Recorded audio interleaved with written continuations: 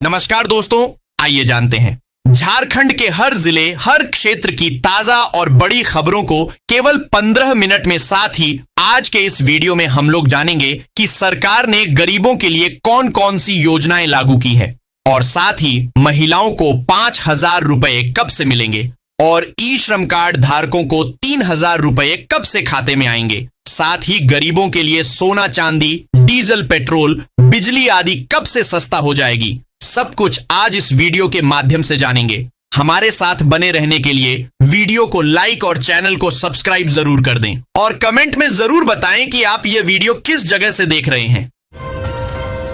PM किसान सम्मान निधि योजना के तहत देश के पात्र किसानों को जल्द ही उनकी अगली किश्त के रूप में 2,000 रुपए मिलने वाले हैं। सरकार यह राशि सीधे किसानों के बैंक खातों में जमा करती है, जिससे बिचौलियों की भूमिका समाप्त हो जाती है। यह 2,000 रुपए की राशि छोटे किसानों के लिए खाद, बीज और सिंचाई जैसे जरूरी कामों में बेहद मददगार साबित होती है। समय पर मिलने वाली यह आर्थिक मदद खेती की लागत को कम करने और किसानों को कर्ज से दूर रखने में महत्वपूर्ण भूमिका निभाती है, जिससे उनका मनोबल बढ़ता है। झारखंड के उपभोक्ताओं के लिए एक राहत भरी खबर है। राज्य सरकार जल्द ही बिजली की दरों में कटौती करने की योजना बना रही है, जिससे आम जनता का आर्थिक बोझ कम होगा। मुख्यमंत्री की घोषणा के अनुसार निःशुल्क बिजली की सीमा को बढ़ाया जा सकता है और घरेलू दरों में रियायत दी जाएगी। इसका उद्देश्य मध्यम और निम्न आय वाले परिवारों को संबल देना है। बिजली सस्ती होने से न केवल घरों का बजट सुधरेगा, बल्कि छोटे उद्योगों को भी बढ़ावा मिलेगा, जिससे राज्य के विकास को नई गति मिलेगी।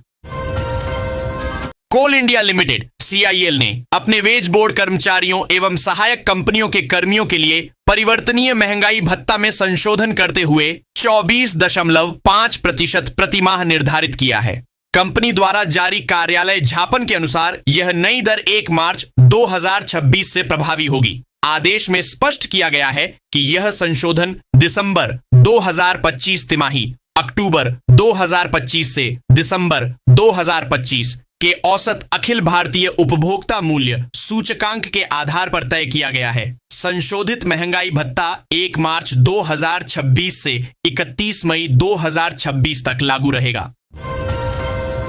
झारखंड में होली के बाद मौसम तेजी से करवट लेने वाला है। तापमान में लगातार बढ़ोतरी दर्ज की जा रही है और आने वाले दिनों में गर्म हवा लोगों की परेशानी बढ़ा सकती है। मौसम विभाग के अनुसार अगले 2 दिनों में न्यूनतम तापमान में 2 से 3 डिग्री सेल्सियस तक वृद्धि होने की संभावना है। मौसम पूर्वानुमान के मुताबिक 6 मार्च से 8 मार्च तक सुबह के समय हल्का कुहासा छाया रहेगा। हालांकि दिन के समय आकाश में आंशिक बादल छाए रहने के आसार हैं। दिन में धूप और गर्म हवा का असर साफ महसूस किया जाएगा। होली के बाद तापमान में और इजाफा होने के संकेत हैं। धनबाद के नवनिर्वाचित मेयर संजीव सिंह और जरिया विधायक रागिनी सिंह की ओर से सोमवार को उनके आवास स्टील गेट स्थित सिंह मेंशन में भव्य होली मिलन समारोह का आयोजन किया गया। 8.5 वर्षों के लंबे अंतराल के बाद यहां भव्य होली मिलन समारोह का आयोजन हुआ। समारोह में हजारों समर्थक, शुभचिंतक और क्षेत्रवासी शामिल हुए। सुबह से ही परिसर अबीर गुलाल, ढोल नगाड़ों और पारंपरिक फगुआ गीतों से गूंजता रहा। मौके पर होली खेले रघुवीरा, फगुनवा में रंग बरसे जैसे पारंपरिक गीतों पर समर्थक जमकर झूमे। सीएम आवास में सोमवार को मुख्यमंत्री हेमंत सोरेन और टाटा सन्स के चेयरमैन एन चंद्रशेखरन के साथ हुई बैठक में राज्य के विजन 2050 को साकार करने और औद्योगिक साझेदारी को और मजबूत करने पर विस्तार से चर्चा की गई। इसमें मुख्य रूप से राज्य सरकार की दूरगामी योजना विजन 2050 के तहत झारखंड को एक नॉलेज इकोनॉमी, ज्ञान आधारित अर्थव्यवस्था और नवाचार के केंद्र के रूप में विकसित करने पर सहमति बनी। झारखंड सरकार की नई पहल के तहत अब मेधावी छात्राओं को मुफ्त लैपटॉप प्रदान किए जाएंगे। इस योजना का मुख्य उद्देश्य डिजिटल शिक्षा को बढ़ावा देना और बेटियों को तकनीकी रूप से सशक्त बनाना है। आज के दौर में शिक्षा पूरी तरह डिजिटल हो चुकी है। ऐसे में लैपटॉप मिलने से छात्राओं को ऑनलाइन क्लासेस, प्रोजेक्ट्स और नई स्किल्स सीखने में बहुत आसानी होगी। यह कदम न केवल उनके आत्मविश्वास को बढ़ाएगा, बल्कि आर्थिक रूप से कमजोर परिवारों की छात्राओं को भी उच्च शिक्षा के समान अवसर प्रदान करेगा। यह पहल महिला सशक्तिकरण की दिशा में एक क्रांतिकारी कदम है। झारखंड सरकार की अबुआ आवास योजना के तहत राज्य के बेघर और कच्चे मकानों में रहने वाले परिवारों को अपना पक्का घर बनाने के लिए 2 लाख रुपए की सहायता राशि दी जा रही है। यह राशि लाभार्थियों को 4 किस्तों में सीधे उनके बैंक खाते में भेजी जाती है। इस योजना का मुख्य उद्देश्य उन गरीब परिवारों को छत प्रदान करना है जिन्हें केंद्र की प्रधानमंत्री आवास योजना का लाभ नहीं मिल सका। इससे ग्रामीण जीवन स्तर में सुधार आएगा। चतरा नवनिर्वाचित नगर परिषद चेयरमैन अताउर रहमान उर्फ बाबू भाई ने सोमवार को झारखंड मुक्ति मोर्चा झामुमो में औपचारिक रूप से वापसी कर ली। रांची स्थित मुख्यमंत्री आवास में हेमंत सोरेन ने उन्हें पार्टी का पट्टा सौंपकर सदस्यता दिलाई और स्वागत किया। झामुमो जिला अध्यक्ष नीलेश झासेन के नेतृत्व में बाबू भाई ने पार्टी की सदस्यता ग्रहण की। इस मौके पर उन्होंने कहा कि मुख्यमंत्री हेमंत सोरेन के नेतृत्व पार्टी की नीतियों और सिद्धांतों से प्रभावित होकर उन्होंने झामुमो में वापसी का निर्णय लिया है। झारखंड नगर निकाय चुनाव की मतगणना के बाद धनबाद नगर निगम के सभी 55 वार्डों के पार्षद तय हो चुके हैं। नामांकन के दौरान पार्षदों द्वारा दाखिल शपथ पत्र अब चर्चा में है। इस बार के पार्षद चुनाव में करोड़पति से लेकर महज हजारों रुपए की संपत्ति वाले जनप्रतिनिधि भी चुनकर आए हैं। संपत्ति के साथ साथ आपराधिक मामलों का ब्यौरा भी सामने आया है। आंकड़ों के अनुसार वार्ड 26 के पार्षद विकास रंजन सबसे अमीर पार्षद हैं। उनके पास कुल 2.37 करोड़ रुपए की चल अचल संपत्ति है। दूसरे स्थान पर वार्ड 2 के मोहम्मद शाहबुद्दीन हैं, जिनकी संपत्ति 2.26 करोड़ रुपए आंकी गई है। मुख्यमंत्री हेमंत सोरेन की अध्यक्षता में झारखंड राज्य सजा पुनरीक्षण परिषद की 36वीं बैठक में आजीवन कारावास की सजा काट रहे 23 कैदियों की रिहाई पर सहमति बनी है। कुल 34 मामलों की समीक्षा के बाद यह निर्णय लिया गया। सरायकेला नगर पंचायत अध्यक्ष पद पर निर्वाचित होने के बाद मनोज चौधरी ने राज्य के मुख्यमंत्री सह हेमंत सोरेन से शिष्टाचार मुलाकात की। इस दौरान उन्होंने सरायकेला के समग्र विकास, स्थानीय समस्याओं और सांस्कृतिक पहचान से जुड़े मुद्दों पर विस्तार से चर्चा की। मनोज चौधरी ने मुख्यमंत्री के साथ साथ गांडेय विधायक कल्पना मुर्मू सोरेन से भी मुलाकात की। बैठक के दौरान क्षेत्र के आधारभूत ढांचे, न्यायिक व्यवस्था और सांस्कृतिक आयोजनों को बढ़ावा देने पर विशेष जोर दिया गया। सिल्ली कॉलेज सिल्ली में सोमवार को राष्ट्रीय वित्तीय जागरूकता ऑनलाइन क्विज प्रतियोगिता का आयोजन किया गया। प्रतियोगिता का आयोजन भारतीय प्रतिभूति और विनिमय बोर्ड सेबी द्वारा national institute of security markets NISM माध्यम से ऑनलाइन आयोजित किया गया, जिसमें कॉलेज के 70 छात्र छात्राओं ने भाग लिया। परीक्षा के उपरांत सभी छात्र छात्राओं को ऑनलाइन सर्टिफिकेट भी दिया गया। जमशेदपुर फुटबॉल क्लब और इंटरकाशी के बीच इंडियन सुपर लीग का मैच 6 मार्च को JRD टाटा स्पोर्ट्स कॉम्प्लेक्स में खेला जाएगा। शाम 7:30 बजे से खेले जाने वाले इस मैच के लिए जमशेदपुर की टीम तैयारी में जुट गई है। टीम के खिलाड़ी कोच ओवन कॉयल की निगरानी में अभ्यास कर रहे हैं। लगातार 3 मैच जीतकर JFC की टीम बुलंद हौसले के साथ इस मैच में भी उतरेगी। मुकाबले के लिए इंटरकाशी की टीम 4 मार्च को जमशेदपुर पहुंचेगी। इस मुकाबले के लिए टिकटों की बिक्री भी शुरू हो गई। धनबाद नगर निकाय चुनावों ने भाजपा, कांग्रेस और झामुमो के गठबंधनों में दरार पैदा कर दी है। पूर्व विधायक संजीव सिंह की जीत ने कोयलांचल की राजनीति में हलचल मचा दी है। झामुमो ने शहरी क्षेत्रों में अपनी पकड़ मजबूत की, जबकि कांग्रेस कमजोर दिखी। भाजपा में गुटबाजी खुलकर सामने आई।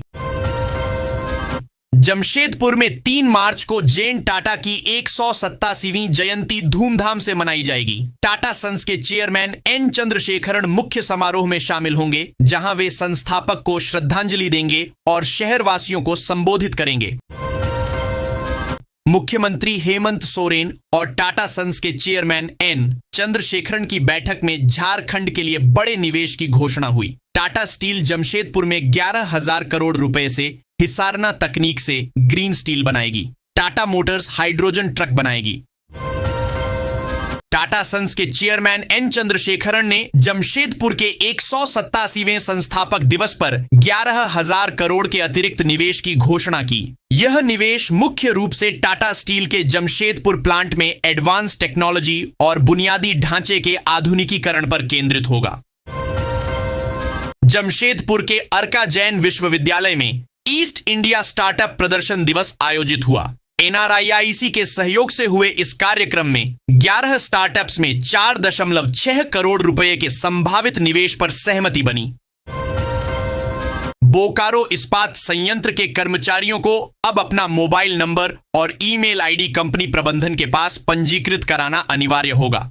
ऐसा न करने पर वे PF आर्न, पेंशन, नगर सेवा शिकायतें और वेतन पर्ची जैसी ऑनलाइन सुविधाओं का लाभ नहीं ले पाएंगे। बोकारो जनरल अस्पताल 12 नए चिकित्सकों को अनुबंध पर नियुक्त करेगा।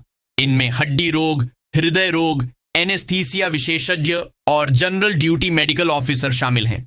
साक्षात्कार 17 मार्च 2026 को होगा। चतरा नगर परिषद के नवनिर्वाचित अध्यक्ष अताउर रहमान उर्फ बाबू सोमवार को रांची में मुख्यमंत्री हेमंत सोरेन की उपस्थिति में झारखंड मुक्ति मोर्चा झामुमो में शामिल हो गए। मुख्यमंत्री ने कहा कि उनके आने से पार्टी को संगठनात्मक मजबूती मिलेगी। देवघर में ब्रह्मोस मिसाइल निर्माण इकाई स्थापित करने की तैयारी चल रही है। गोड्डा सांसद डॉक्टर निशिकांत दुबे के सुझाव पर रक्षा मंत्रालय विचार कर रहा है। यह इकाई झारखंड को रक्षा उत्पादन का केंद्र बनाएगी, जिससे औद्योगिक विकास होगा और हजारों युवाओं के लिए रोजगार के नए अवसर खुलेंगे। धनबाद के नवनिर्वाचित मेयर संजीव सिंह के आवास सिंह मेंशन में बिहार सरकार के अल्पसंख्यक मंत्री जमा खां पहुंचे और उन्हें जीत की बधाई दी। होली के अवसर पर हुई इस मुलाकात को शिष्टाचार भेंट बताया गया। मंत्री ने कहा कि जनता के आशीर्वाद से संजीव सिंह मेयर चुने गए हैं और यह लोकतंत्र की मजबूती का प्रतीक है। उन्होंने मेयर को सफल कार्यकाल की शुभकामनाएं देते हुए उम्मीद जताई कि धनबाद शहर विकास की नई दिशा में आगे बढ़ेगा। मुलाकात के दौरान स्थानीय समर्थक और पार्टी कार्यकर्ता भी मौजूद रहे। जमशेदपुर वर्षों से औद्योगिक उपलब्धियों के लिए पहचाना जाता रहा है, किंतु साहित्यिक चेतना की लौ भी इस शहर में निरंतर जलती रही है। अनेक छोटे छोटे साहित्यिक संस्थान, सांस्कृतिक मंच और रचनात्मक समूह समय समय पर काव्य गोष्ठियां, पुस्तक चर्चाएं और सांस्कृतिक कार्यक्रम आयोजित करते रहे हैं। इन प्रयासों ने शहर की बौद्धिक धड़कन को जीवित रखा, परंतु उन्हें वह व्यापक आयाम नहीं मिल पाया था जो किसी शहर को राष्ट्रीय साहित्यिक मानचित्र पर स्थापित कर सके। गोड्डा जिले में मनरेगा कर्मियों का 6 माह से अधिक का मानदेय बकाया है, जिससे वे आर्थिक व मानसिक संकट से जूझ रहे हैं। होली व ईद फीकी रहेगी। पिछले समझौते लागू न होने से आक्रोशित कर्मी 9 से 11 मार्च 2026 को सांकेतिक हड़ताल पर रहेंगे और मांगे पूरी न होने पर 12 मार्च से अनिश्चितकालीन हड़ताल करेंगे। झारखंड के गुमला जिले के कामडारा निवासी व्यवसायी बबलू रजक इजराइल, अमेरिका और ईरान के बीच जारी तनाव के बीच दुबई में फंस गए हैं। वे एक प्राइवेट कंपनी के कॉरपोरेट बिजनेस टूर पर दुबई गए थे। अचानक हालात बिगड़ने और हमलों की खबरों के बाद वहां के एयरपोर्ट बंद कर दिए गए, जिससे उनकी वापसी फिलहाल संभव नहीं हो पा रही है। जानकारी के अनुसार झारखंड के करीब 100 से अधिक लोग इस टूर पर दुबई पहुंचे थे। इनमें रांची, गुमला, जमशेदपुर, पलामू, गिरिडीह, चतरा और खूंटी के लोग शामिल हैं। सरायकेला स्थित संत फ्रांसिस डी सेल्स स्कूल में होली के अवसर पर रंगोत्सव कार्यक्रम का आयोजन बड़े उत्साह और उल्लास के साथ किया गया। विद्यालय परिसर रंग बिरंगे गुलाल और खुशियों से सराबोर नजर आया। छात्रों ने एक दूसरे को गुलाल लगाकर होली की शुभकामनाएं दी और आपसी प्रेम का संदेश दिया। कार्यक्रम के दौरान पूरे वातावरण में उत्सव का रंग छाया रहा। बच्चों की हंसी खुशी और उमंग ने समारोह को यादगार बना दिया। ईश्वरीय प्रकाश से दीप्तिमान गुरु को नश्वरता प्रभावित नहीं कर सकती। जब कोई सिद्ध संत पूर्ण चेतन अवस्था में अपनी मानवीय देह का त्याग करता है तो उस अवस्था को महासमाधि कहा जाता है। यह साधारण मृत्यु नहीं, बल्कि आत्मा की पूर्ण जागरूकता में देह से प्रस्थान है। ऐसे महापुरुष जीवन और मृत्यु दोनों में समान रूप से जागृत रहते हैं। क्रिया योग परंपरा में महासमाधि को आध्यात्मिक सिद्धि का शिखर माना गया है।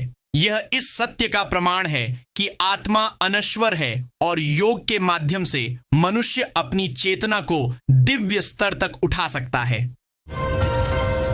बीआईटी मेसरा को जलवायु परिवर्तन, पर्यावरणीय परिस्थितियों और सामाजिक आर्थिक कारकों के मानसिक स्वास्थ्य पर प्रभाव का अध्ययन करने के लिए 2.4 करोड़ रुपए का सरकारी अनुदान मिला है। यूएस और इजरायल लगातार चौथे दिन ईरान पर हमला कर रहे हैं। ईरान इजरायल जंग पर भारत ने गहरी चिंता जताई। इसके साथ ही भारत ने सभी पक्षों से संयम बरतने, तनाव बढ़ने से बचने और आम लोगों की सुरक्षा को प्राथमिकता देने का आग्रह किया।